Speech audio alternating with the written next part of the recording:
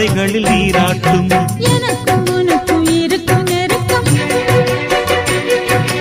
இளமை தொடங்கி முதுமை வரைக்கும். இரவும் பகலும் உறவை வளர்க்கும், இடையில் இருக்கும் தடையை தகர்க்கும்.